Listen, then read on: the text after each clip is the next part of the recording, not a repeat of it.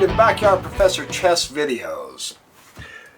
In this Chessercise, we're going to explore a game by Mikhail Tal, one of the fiercest and greatest attacking chess players in history. Former world champion, he was a fabulous Grandmaster. Very fun to explore. So let's explore this game by the former world champion, Tal. E4, C5, knight F3, knight C6, D4, and now C takes D4. And the knight takes D4. This is rather typical. And instead of retaking the knight, of course, you can, and then the queen would come in.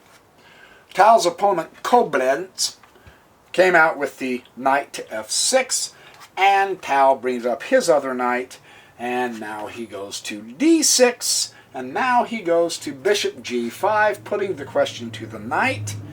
He pulls the E6 up, covering the important central squares all the way across, right? That's really important. Queen comes up to D2, bishop comes to E7, preparing to castle, of course. Tal castles long, and Koblenz castles short. Usually when this happens, castling on opposite sides, it's a screaming battle, because both sides do everything they can to get to the other king. So we're probably in for a really good fight here, right? Knight drops back to B3. Queen comes up to B6. Tal pushes the F3 pawn. He comes up to here A6 because that helps keep the knight out of B5. So this is a preventative move. Tal comes up to G4. Rook comes over to D8 here. The bishop comes back to E3. Queen goes to C7. Now he pushes H4, so he's gaining a little bit of space on the king side here. And his opponent pushes to B5, so he's gaining a little space on the king side here. And then Tal goes to G5, putting the question to the knight, and the knight comes here to D7. Now at this point, Silman brings up an interesting idea. Here's his analysis of this board at this point. He says, white is obviously going to attack black on the king side, while black will play for a counter-attack on the queen side.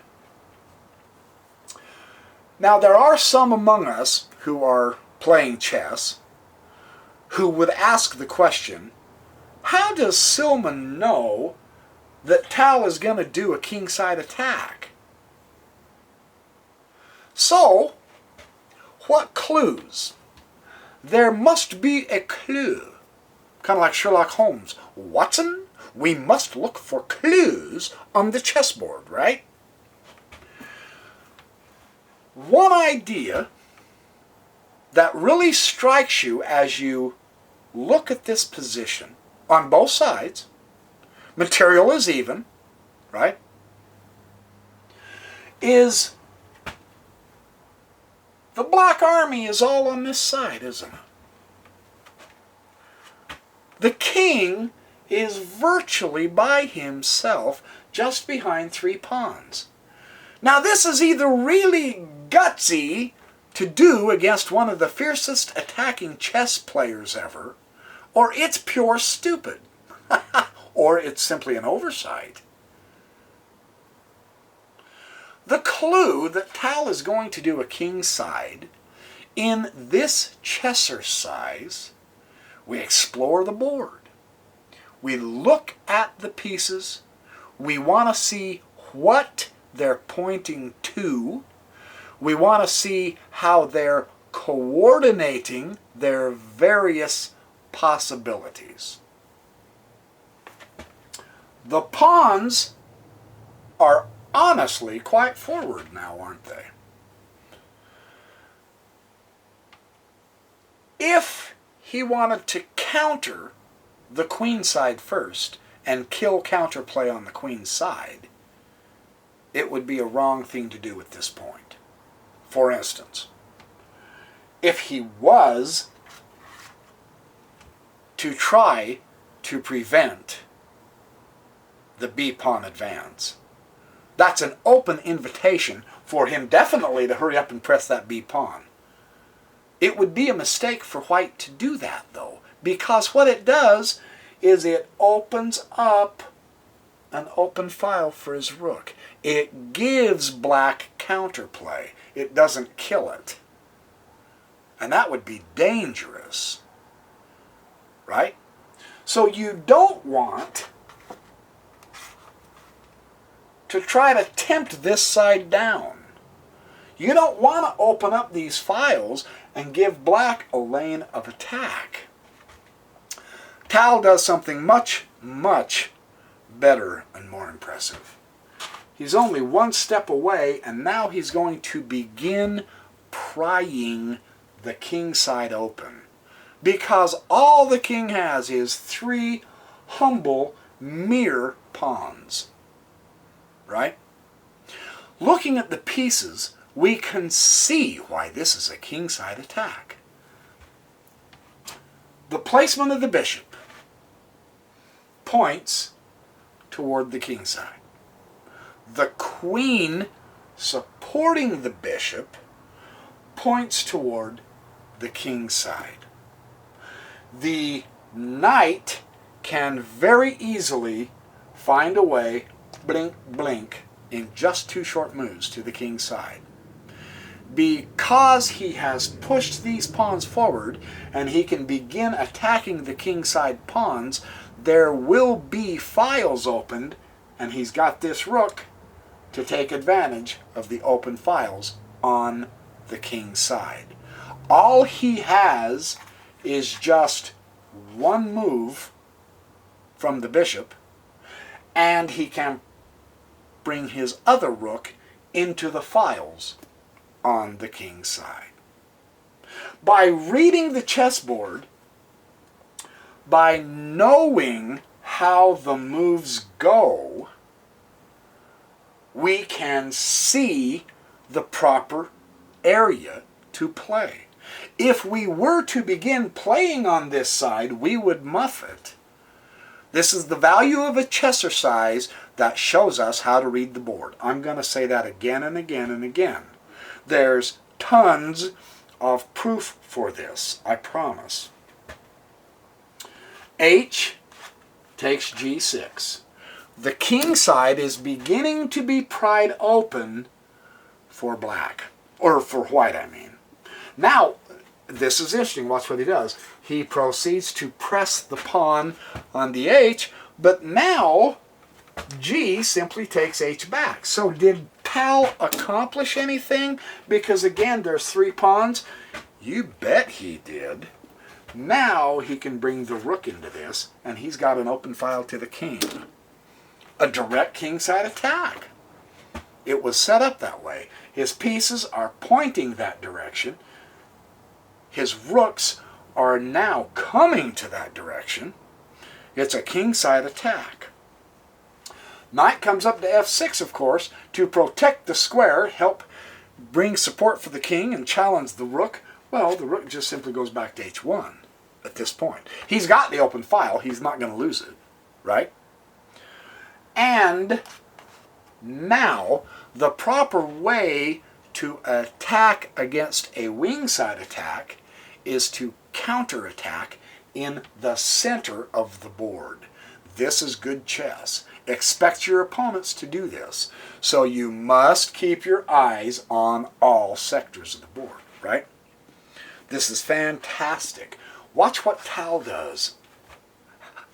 He doesn't open it by exchanging with the pawns. He presses his pawn to pressure the guardian of that h7 square to move. Isn't that cool? That's kind of a great little move. Well, knight, the other knight, takes the e5 now. Now you can see black starting to shift back toward the king side. But it's too late. White has opened up the files and he's pried the king open somewhat. Well, he's going to take advantage of this. Bishop to f4. Bishop will come up to d6. And the queen plops over here to h2. Ouch. You can see why Tal had such a reputation of being a fierce attacker. He is going total out for the king, isn't he? Very interesting how he does this. Well, the king's going to start scampering right now. Wise man, right? Because you know where Tal's going. Queen h8 check. Oh, heavens, yes. Completely. Well, the knight now is in a position to stop the direct check. So the king is slowly, well, he's got a piece, I'll put it that way. But Tal has way too much power coming for him. Wow. Look at that move. That's fabulous. He's going to push the f-pawn, give the king a little bit possible more escape route, and try to lock this center in. The bishop comes up to h6. What a great move, yeah? The rook pops up to d7, covering his second rank with his queen so that he can try to counteract this enormous power that Tal is bringing on, right? The bishop takes b5. And you go, what? What does that have anything to do with it? Because he's going to challenge this rook through the back door if he has to.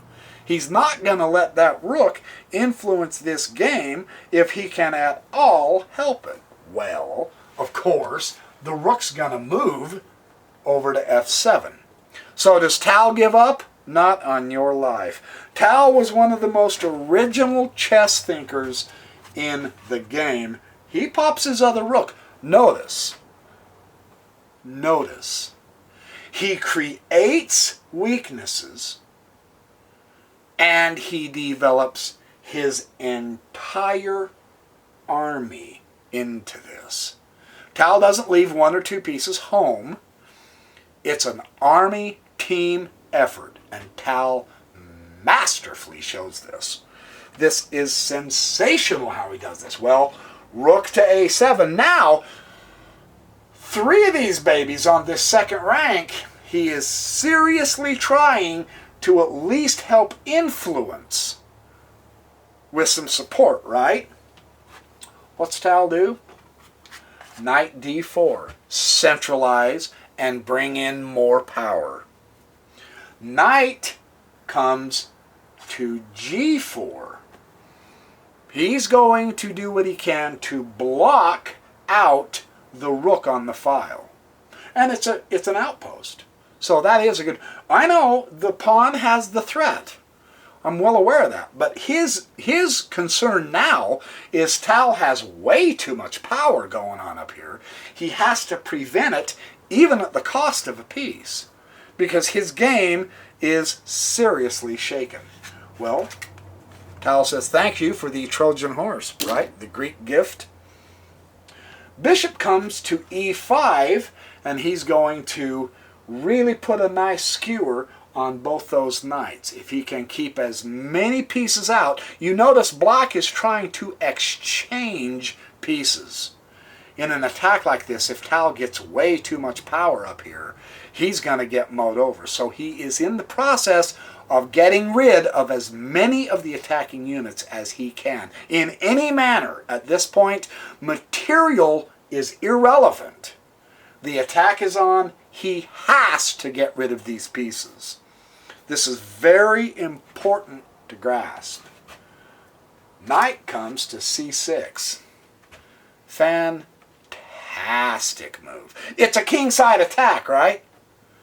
But in the process of playing on both wings, the center, the kingside, and now coming over to both wings, he keeps black off balance. Now he's threatening this part of the board, right? That's a great move. Bishop takes c3. He is exchanging down. And I know at this point you say, well, I mean, the c3 knight isn't up here, but that's not a wasted move. He is changing down because he knows it's just a couple of hops and the knight's over here. So exchange, get rid of all or as much of his powers as he can. And now the bishop comes back here to bishop e3, double threatening this wing. And you go, what on earth? Isn't that astonishing? It's supposed to be a kingside attack, and now it looks like he's coming back to wipe out the queenside. Tal is all over this guy. He's keeping him completely off balance. This is a very fabulous lesson because he's creating the weaknesses. This is a weak pawn. This is a weak square, obviously. This is a weak square. That's a weak square. I mean, there's just holes all over the place. And Tal is exploiting those holes. He creates a weakness, and when he sees a weakness, he jumps on it. This is a good technique. But Tal knows how to read the board. That's why I want to do Chessercises. I want to learn how to play like this. So I study these guys and I learn how to create weaknesses. I learn how to make an imbalance and take advantage of that imbalance. You notice black doesn't have any open files. Black has no lanes of attack into white's camp. White is doing all the attacking. Right? You see that. Very impressive how this works. D comes up to 4. He has to shut out that bishop. Rook G goes to H. It just gets worse and worse and worse. All of the pieces are joining up on the file to get into this attack.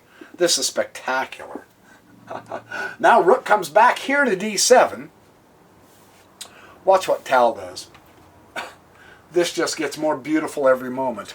Bishop comes back over here. He's been shut out on this side. Well, okay, I'm going to come over here. And I'm going to keep these guys at bay on this direction. A takes the bishop, B5. And that's okay to Tal, because Tal has a great response. He says, really? You're going to take my power? I'm going to come right there. Have you ever seen a better, more powerful use of an open file in a kingside attack in any chess game you've ever played? This is poetry in motion. Only Tal can pull something like this off. That's why you need to study this guy. He is so powerful. You can't penetrate in an open file more than that, right? This is a wipeout. Well, okay, but wait now. Black's still running with this passed pawn, right? Tal takes the bishop. The pawn comes down and goes check, and it's backed by a rook. You know, you're going, dude, you gotta do something. Well, plop the king in front of the pawn. Duh. That's not that big a deal. Well, queen now takes this knight. Is Tal blowing it here? Not on your life. Rook to f6. Ouch. And you go, what makes that so spectacular? Rook in front of the rook, preventing the check. Now the queen takes the pawn, check, and that's where black resigns. And why? Is because he lost. That's obvious. There's virtually nothing for him to do. There's no way he's ever going to get away from this. The game is over for all intents and purposes. because he knew how to create weaknesses, and because he knew about the imbalances and how to take advantage of the imbalances, and because he found weaknesses over here and he went after those weaknesses, keeping black off balance, and then he put all of his army into this. Look at the ending here. Tal's entire army is on this side of the board coming after the king. That's how to attack. So Chessercises are invaluable for us to learn these advanced principles. Once we know how to deconstruct the board, we learn the what, we learn the why, and we learn the how to. And that's just all right in my book. So thanks for watching my Backyard Professor Chess videos. Happy checkmating and happy chessercising. And I will see you in the next video.